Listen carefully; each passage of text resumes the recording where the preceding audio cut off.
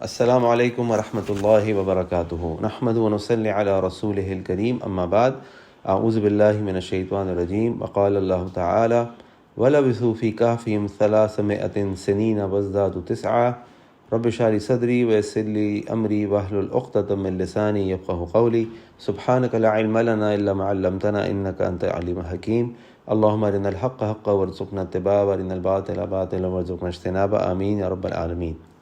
تو آج انشاءاللہ ہم سورہ کہف کی آیت نمبر 25 سے اپنے درس کا آغاز کریں گے۔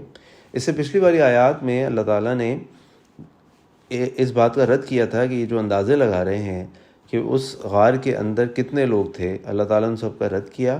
اور اللہ تعالیٰ نے اب جو دوسری بات وہ کرتے تھے، ایک بات تو یہ تھی کہ کتنے لوگ تھے، اور دوسری بات یہ ہے کہ کتنے سال وہ وہاں پر رہے۔ تو اللہ تعالیٰ فرما رہے ہیں وَلَبِثُوا فِي كَهْفِهِمْ 300 سنین وازدادوا تسعا، تو وہ رہے اس غار کے اندر 300 سال اور 9 سال زیادہ۔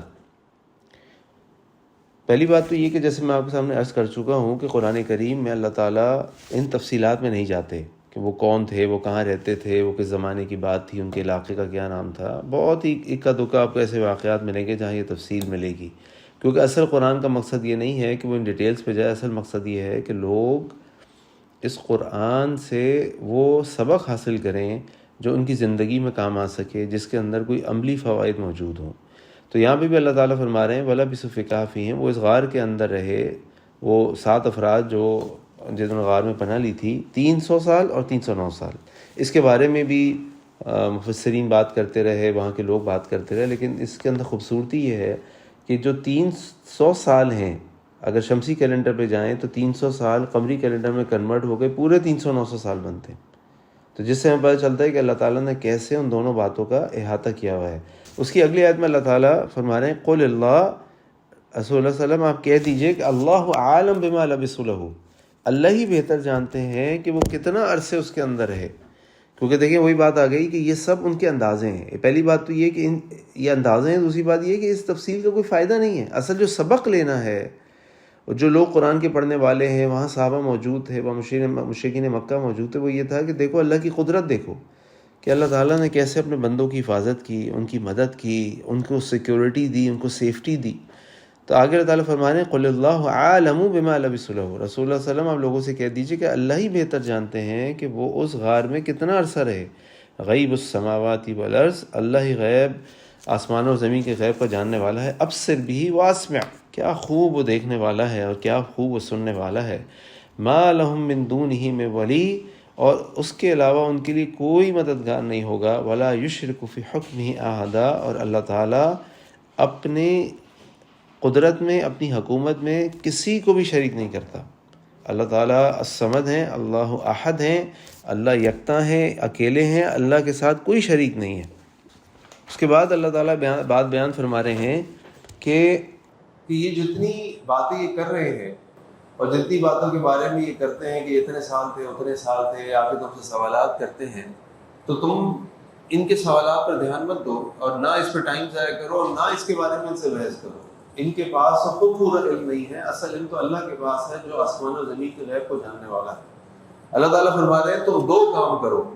ایک کام تم یہ کرو، وَاتْلُوا مَا أُوحِيَ إِلَيْكُم مِّن کتاب ربک، اور تم تلاوت کرو اس کتاب کی جو وحی کی گئی تمہاری طرف، تمہارے رب کی طرف سے۔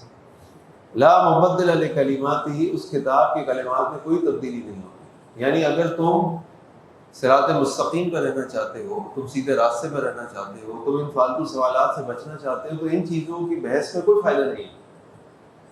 تمہاری خیر اور تمہاری فلاح اس کتاب کے اندر ہے، اس کتاب کی تلاوت کرو۔ اور اس کتاب کی تلاوت سے کیا مراد ہے؟ بغیر سوچے سمجھے ہم اس کو پڑھتے رہیں، بلکہ اس قرآن کریم پر غور و فکر بھی ہے۔ قرآن کریم کے الفاظ کو پڑھنے کا بھی ثواب ہے، ہر حرف کے بدلے 10 نیکیاں ہیں، اس میں کوئی شک نہیں ہے۔ لیکن یہ قرآن کریم کا اصل مقصد نہیں ہے۔ قرآن کریم کے نازل ہونے کا جو اصل مقصد ہے، جو اللہ تعالیٰ نے سورۃ البقرہ بیان فرمایا کہ شہر رمضان الذی انزل فیہ القرآن، رمضان کا مہینہ جس میں اللہ تعالیٰ نے اس قرآن کو نازل کیا۔ کیوں؟ ہدی للناس، تاکہ وہ لوگوں کے لیے ہدایت ہو۔ اور ہدایت آپ جب ہی حاصل کر سکتے ہیں جب آپ اس کتاب کو، اس خط کو، اس تحریر کو پڑھیں اور سمجھیں۔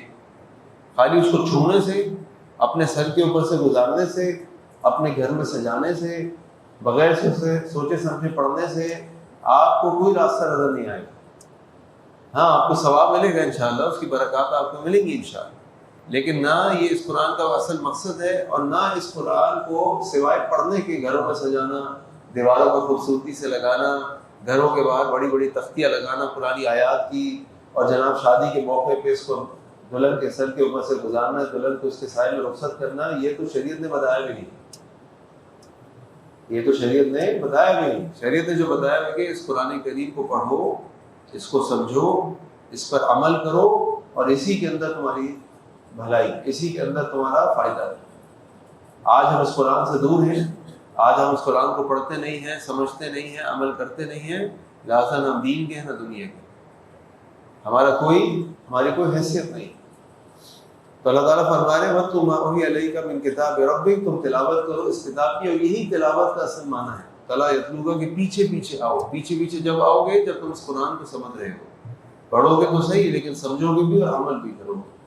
تو وَاتْلُ مَا أُوحِيَ إِلَيْكَ مِن كِتَابِ رَبِّكَ لَا مُبَدِّلَ لِكَلِمَاتِهِ وَلَن تَجِدَ مِن دُونِهِ مُلْتَحَدًا، اور تم اللہ کے علاوہ کوئی ایسی جگہ نہیں پاؤ گے جہاں پہ تم کوئی فرار پا سکو، کوئی پناہ پا سکو۔ اللہ ہی ایک ایسی ذات ہے کہ جب انسان کسی تکلیف میں ہو، کسی خوشی میں ہو، اسی کی طرف وہ جا سکتا ہے، اسی سے وہ کہہ سکتا ہے، وہ اسی کے پاس کو پناہ مل سکتی ہے۔ اس آیت کا ایک تفسیر علماء نے یہ بھی کی کہ مشرکین مکہ اللہ کے نبی صلی اللہ علیہ وسلم کے پاس آتے تھے اور آ کر کہتے تھے کہ اللہ کے نبی صلی اللہ علیہ وسلم یہ جو احکامات آپ بتاتے ہیں، یہ جو آیت آپ بتاتے ہیں، اس کو ہٹا دیں، اس کو عمل نہیں کر سکتے، یا آپ اس کو بدل دیں۔ تو اللہ کے نبی کو اللہ تعالیٰ نے فرمایا نہیں، لا مبدل لکلمات، اس کتاب میں کوئی چیز تبدیل ہونے والی نہیں، اور اس کتاب کے اندر جو کچھ ہے وہ قیامت تک کے لیے حق اور سچ ہے۔ اور آج بھی اس قرآن کے اندر جو کچھ لکھا ہے، آج کی سائنس، آج کی معاشیات، آج کا جو بھی آپ کہہ لیں ترقی یافتہ انسان ہے، وہ اسی قرآن کی تحقیق پہ یہ کہتا ہے کہ بالکل صحیح، اینڈ میں آ کے یہاں پہ رک جاتا ہے، چاہے پہلے اس کو سمجھ میں آئے کہ نہ آئے۔ آگے اللہ تعالیٰ فرمایا دوسرا کام جو تم نے کرنا ہے اس قرآن کی تلاوت کے بعد، اگر تم اس قسم کے فتنوں سے بچنا چاہتے ہو، وَاصْبِرْ نَفْسَكَ مَعَ الَّذِينَ يَدْعُونَ رَبَّهُم بِالْغَدَاةِ وَالْعَشِيِّ يُرِيدُونَ وَجْهَهُ، تو تم اپنے آپ کو ان لوگوں کے ساتھ روک کے رکھو، جمع کر کے رکھو جو اپنے رب کو دن اور رات پکارتے ہیں، اور ان کی زندگی کی خواہش یہ ہوتی ہے کہ بس ہمارا رب ہم سے راضی ہو جائے۔ اور اس کا پس منظر یہ ہے کہ امیہ بن خلف اور اس طرح کے دوسرے جو مشرکین مکہ کے سردار تھے، وہ اللہ کے نبی صلی اللہ علیہ وسلم کے پاس آتے تھے اور آگے کہتے تھے کہ اللہ کے نبی صلی اللہ علیہ وسلم، اگر آپ کی مجلس میں یہ بلال، آپ کی مجلس میں یہ عبداللہ بن مسعود، آپ کی مجلس میں خباب بن ارد اور اس طرح کے غلام اور فقیر بیٹھے ہوں گے تو ہم نہیں آئیں گے آپ کے پاس، ان کو ہمارے پاس سے ہٹائیے، ہم اور ہیں یہ اور۔ تو اللہ تعالیٰ اللہ کے نبی صلی اللہ علیہ وسلم کو یہ ہدایت دے رہے ہیں وَاصْبِرْ نَفْسَكَ مَعَ الَّذِينَ يَدْعُونَ رَبَّهُم بِالْغَدَاةِ وَالْعَشِيِّ يُرِيدُونَ وَجْهَهُ، کہ تم ان کے ساتھ اپنے آپ کو جوڑے رکھو، ان سے اپنے آپ کو دور مت کرنا۔ یہ وہ لوگ ہیں جو دن اور رات اللہ کو پکارتے ہیں، یہ وہ لوگ ہیں جن کی زندگی کا مقصد صرف اور صرف یہ کہ اللہ ہم سے راضی ہو جائے، اپنی زندگی کو ایسے گزار رہے ہوتے ہیں۔ اور یہ جو پچھلے انبیاء تھے، رسول تھے، ان کو بھی یہی کہا جاتا تھا ان کی قوم کی طرف سے، یہ کس قسم کے لوگ تمہارے ساتھ بیٹھے ہوئے ہیں؟ نوح علیہ السلام سے کہا گیا وَمَا نَرَاكَ اتَّبَعَكَ إِلَّا الَّذِينَ هُمْ أَرَاذِلُونَا بَادِيَ الرَّأْيِ، یہ جو تمہارے ساتھ ہیں، تمہارے پیچھے پیچھے لوگ لگ گئے ہیں، تمہاری دعوت پہ لبیک کہنے لگے ہیں، یہ تو وہ لوگ ہیں جو ہمارے یہاں بڑے ہی عام سے لوگ ہیں، یہ نہ عقل مند تصور کیے جاتے ہیں، نہ ان کی معاشرے میں کوئی حیثیت ہے، نہ کوئی سردار ہے، یہ تو بس بڑے عجیب بڑے غریب سے لوگ ہیں۔ یہ کس قسم کے لوگ تمہارے پیچھے ہیں؟ جب تمہارے پیچھے کوئی بڑے بڑے لوگ آئیں گے تو ہم دیکھیں گے۔ آگے اللہ تعالیٰ فرمانے وَلَا تَعْدُ عَيْنَاكَ عَنْهُمْ، اور دیکھو اپنی نگاہوں کو ان سے دور نہ کرنا، کہیں ایسا نہ ہو تُرِيدُ زِينَةَ الْحَيَاةِ الدُّنْيَا، کہ تم دنیا کی خوبصورتی کے پیچھے لگ جاؤ اور تم ان لوگوں سے اپنی نگاہوں کو ہٹا لو۔ اور آج کی دنیا میں کیا ہوتا ہے، ہم ان لوگوں کے ساتھ بیٹھنا پسند کرتے ہیں جن کے دنیا میں بڑے نام ہیں، جن کے دنیا میں بڑے تعلقات ہیں، جن کی بڑی پہنچ ہے، ان کے ساتھ فوٹوز کھنچوائیں گے، ان کے ساتھ اٹھیں گے بیٹھیں گے، ان کے آگے پیچھے پھریں گے کہ بھائی کسی طرح یہ ہمارے ساتھ ہو جائیں، ہمارا نام آ جائے کہ ہم ان کے ساتھ تھے۔ یہ عام طور پہ لوگوں کی خواہش ہوتی ہے۔ اللہ تعالیٰ کیا فرما رہے؟ نہیں، میرے نزدیک جن کی اصل حیثیت ہے وہ یہ نہیں ہے، میرے نزدیک جن کی اصل حیثیت ہے وہ یہ ہے کہ جو اللہ کو دن اور رات گزارتے ہیں، جن کی زندگی کا مقصد اللہ کو راضی کرنا ہے. اور اللہ کے نبی صلی اللہ علیہ وسلم کی حدیث بھی آپ نے فرمایا انما تنصرون بضعفائکم، تمہاری مدد کی جاتی ہے تمہارے کمزور لوگوں کی وجہ سے، وترزقون بضعفائکم، اور تمہیں رزق دیا جاتا ہے تمہارے کمزور لوگوں کی وجہ سے. اور ایک موقع پہ اللہ کے نبی صلی اللہ علیہ وسلم فرمایا کہ میں تمہیں بتاؤں کہ جہنم کی اکثریت کن لوگوں کی ہوگی؟ انہوں نے کہا کہ جہنم کی اکثریت دنیا کے سرکش اور اس طرح کے لوگوں کی ہوگی. اور جنت کی اکثریت کن لوگوں کی ہوگی؟ جنت کی اکثریت ان لوگوں کی ہوگی جو تمہارے درمیان کمزور اور مسکین ہو گئے، جن کو تم حیثیت نہیں دیتے، جو بیچارے آتے ہیں تم ان کو پوچھتے بھی نہیں، تم ان کو وقت بھی نہیں دیتے، تم ان کے ساتھ بیٹھنا بھی پسند نہیں کرتے، تم ان کی خاطر مدارت بھی نہیں کرتے. یہ وہ لوگ ہیں کہ اگر یہ اللہ کی قسم اٹھا لیں تو اللہ کی قسموں کو پورا کریں. ان کی وجہ سے تم کو رزق دیا جاتا ہے، ان کی وجہ سے تمہاری مدد کی جاتی ہے. آگے اللہ تعالیٰ فرما رہے ہیں وَلَا تُطِعْ مَنْ أَغْفَلْنَا قَلْبَهُ عَنْ ذِكْرِنَا وَاتَّبَعَ هَوَاهُ وَكَانَ أَمْرُهُ فُرُوطًا. اور دیکھو کہیں ان لوگوں کے پیچھے تم مت لگ جانا کہ جن کے دلوں کو اللہ تعالیٰ نے بند کر دیا ہے. عن ذکرنا، وہ اللہ کا ذکر نہیں کرتے، وَاتَّبَعَ هَوَاهُ، اور ہر وقت وہ اپنی خواہشات کی پیروی میں لگے رہتے ہیں. ہمارا دل چاہ رہا ہے ہم تو یہ کریں، ہمیں کسی کی فکر نہیں، دیکھا جائے گا بعد میں. اللہ تعالیٰ کہہ رہے ہیں یہ دو قسم کے لوگ ہوتے ہیں. تم نے ان لوگوں کے ساتھ رہنا ہے، ان لوگوں کے ساتھ اپنی صحبت اختیار کرنی ہے کہ جو لوگ دن و رات اللہ کو پکارتے ہیں. اور خباب بن ارد، بلال، صہیب، عبداللہ بن مسعود رضی اللہ عنہم اور اس طرح کے اور صحابہ مسکین تھے، غلام تھے، فاقوں میں رہتے تھے، ان کی کوئی معاشرے میں ایسا حیثیت نہیں تھی. تو مکی مشرکین مکہ کے سردار کہتے تھے کہ نہیں بھائی اگر تو تم ان کے ساتھ رہو گے تو ہم تمہارے ساتھ نہیں آ سکتے، ان کو اپنے پاس سے آگے پیچھے کرو پھر ہم تمہارے پاس آئیں گے اور تمہاری بات سنیں گے اور بیٹھیں گے. اور یہ بات اللہ تعالیٰ نے قرآن کریم میں کئی اور مقامات میں بیان فرمائی. یہ ایک مقام نہیں ہے، کئی مقام پہ اللہ تعالیٰ نے بیان فرمائی. پھر یہاں پہ ایک اور اہم نقطہ ہے، یہ خطاب اللہ تعالیٰ کس سے کر رہے ہیں؟ یہاں پہ جو اللہ تعالیٰ مخاطب کر رہے ہیں وہ تو اللہ کے نبی صلی اللہ علیہ وسلم کو کر رہے ہیں. تو قرآن کریم میں اللہ تعالیٰ کبھی تو جب اللہ کے نبی کو مخاطب کر رہے ہوتے تو وہ اس وقت اللہ کے نبی صلی اللہ علیہ وسلم کو ہی خطاب کیا جا رہا ہوتا ہے. اور کہیں ایسا ہوتا ہے کہ جب اللہ تعالیٰ اللہ کے نبی صلی اللہ علیہ وسلم کو خطاب کر رہے ہوتے ہیں تو اس سے مراد وہ نہیں بلکہ اس سے مراد ہم لوگ ہوتے ہیں. کیونکہ اللہ کے نبی صلی اللہ علیہ وسلم تو انہیں صحابہ کے ساتھ اٹھتے بیٹھتے تھے. آپ تو کہتے تھے کہ میں چاہتا ہوں کہ قیامت والے دن میں مسکینوں کے ساتھ ہے، میرا شمار مسکینوں میں. اور مسکین کون ہوتا ہے؟ مسکین وہ بیچارہ ہوتا ہے، وہ شخص ہوتا ہے کہ جو اپنی ضروریات پوری نہیں کر پاتا، وہ ادھر ادھر دیکھ رہا ہوتا ہے کہ کوئی اس کی مدد کر دے، کوئی اس کے کام آ جائے، وہ اپنی ضروریات پوری کر لے. اور ایسے لوگوں کو ہم معاشرے میں کوئی حیثیت نہیں دیتے. تو اللہ کے نبی صلی اللہ علیہ وسلم اصل مخاطب نہیں، اصل مخاطب تو ہم، اصل مخاطب تو امت ہے کہ وہ اس طرح کی چیزوں کے اندر مبتلا ہوتی ہے. تعالیٰ فرمانے وَكَانَ أَمْرُهُ فُرُوطًا، اور ان لوگوں کا جو یہ معاملہ ہے یہ تو انتہائی غفلت والا، زیادتی والا معاملہ ہے.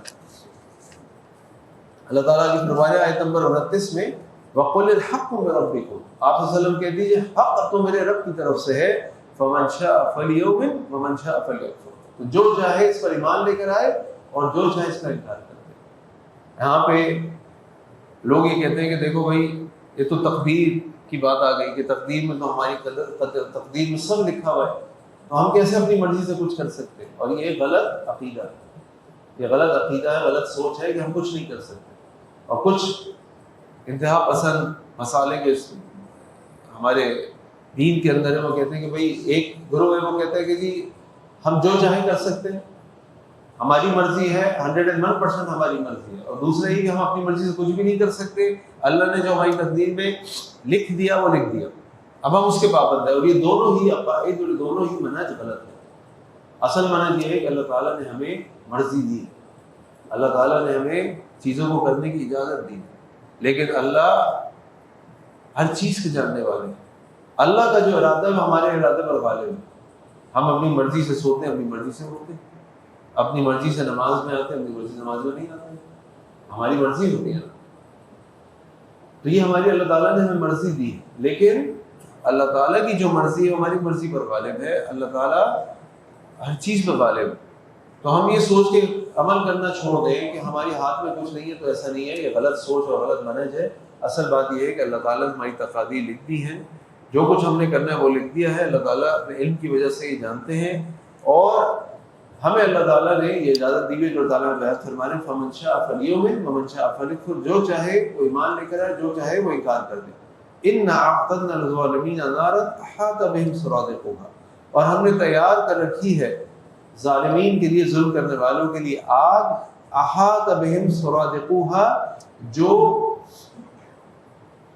جو ان کا احاطہ کر لے گی، جس آگ کے اندر وہ بند ہو جائیں گے۔ وَإِن يَسْتَغِيثُوا يُغَاثُوا، اور جب وہ وہاں پکاریں گے پانی کو، بِمَاءٍ كَالْمُهْلِ يَشْوِي الْوُجُوهَ، ان کو ایسا پانی دیا جائے گا جہنم کے اندر جو ان کی کھال کو، ان کے چہروں کو جلا دے گا۔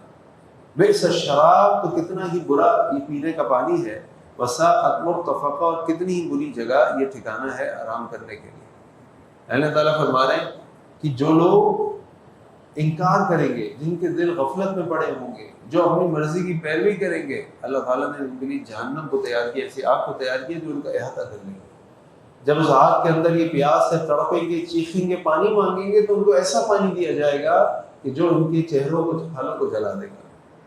یہ پانی مانگتے رہیں گے، ان کو ایسا ہی پانی ملتا رہے گا۔ اللہ تعالیٰ ہم سب کو جہنم کی آگ سے بچائے۔ صحیح مسلم کی روایت میں آتا ہے کہ اللہ کے نبی صلی اللہ علیہ وسلم کہ قیامت کے بعد جب اللہ تعالیٰ جہنم میں سب سے کم ہلکے عذاب پانے والے شخص کو بلائیں گے اور اس سے کہیں گے کہ تم یہ بتاؤ کہ اس جہنم سے بچنے کے لیے، اس جہنم سے بچنے کے لیے دنیا میں جو کچھ ہے تم وہ دے دو گے؟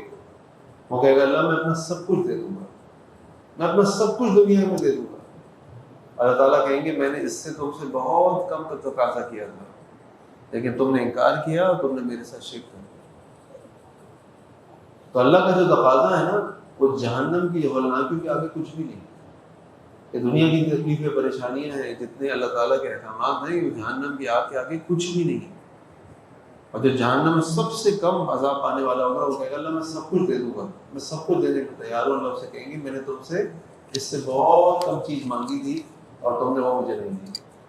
اگلے آیت میں اللہ تعالیٰ فرماتے ہیں ان الذین آمنوا وعملوا الصالحات، اور بے شک وہ لوگ جو ایمان لے کر آئے، انہوں نے نیک اعمال کیے، انا لا نضیع اجر من احسن عملا، ہم ان کے نیک اعمال میں سے کچھ بھی ضائع نہیں کریں گے، یعنی پورا پورا بدلہ ان کو دیا جائے گا۔ اور یہ قرآن کریم کا مزاج آپ دیکھیں گے، جہاں جہنم کا ذکر ہوگا وہاں جنت کا ذکر ہوگا، جہاں اچھے لوگوں کا ذکر ہوگا برے لوگوں کا ذکر ہوگا۔ اللہ فوراً اس کنٹراسٹ کو پیش کرتے ہیں، جہاں جہنم کی ہولناکیوں کا ذکر ہوگا وہاں جنت کی نعمتوں کا ذکر ہوگا۔ تو اللہ تعالیٰ سے دعا ہے کہ اللہ تعالیٰ ہمیں جنت الفردوس میں اعلیٰ مقام عطا فرمائے، اور اللہ تعالیٰ ہمیں دین کو سیکھنے، سمجھنے، اس پر عمل کرنے کی توفیق عطا فرمائے۔ سبحانک اللہم و بحمدک، اشہد ان لا الہ الا انت، استغفرک و اتوب الیک۔ السلام علیکم و رحمۃ اللہ وبرکاتہ۔